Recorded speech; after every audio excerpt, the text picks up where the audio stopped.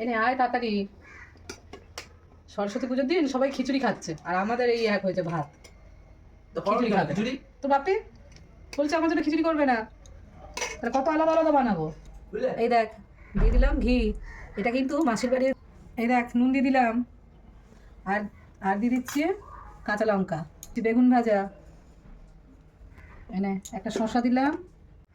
এই দেখ এটা হচ্ছে বেগুন ভাতে, আর এটা হচ্ছে এই যে ছাদের উচ্ছেগুলো তুলেছিলাম উচ্ছে ভাতে, আর এটা হচ্ছে শিম আলু ভাতে, আলু একসঙ্গে ভাতে মাখা।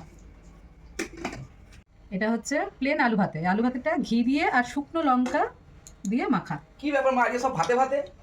আরে গোটা সেদ্ধর জন্য রাত্রিরে সব রান্না বসাবো না, ওই জন্য আজকে তাড়াতাড়ির মধ্যে সেরেছি। একটা ডিম তো ভাতে দিতে পারতে। এত বাজে কথা বকিস না, আজকে ডিম আর এনে পটল আর আলু পোস্ত। তাই বল, আমি বললাম ভাতে না, এটা পটল আলু পোস্ত। এই দেখ করেছি কুলের চাটনি। বাহ, ওদের যে কুলের চাটনি খেতে হয়। হ্যাঁ ঠিক ঠিক, এই না, এই হচ্ছে কুলের চাটনি। খুব ভালো খুব ভালো। না এবার তাড়াতাড়ি বসে পড়, হ্যাঁ, তাড়াতাড়ি খেয়ে নিলে আমার অনেক কাজ হবে।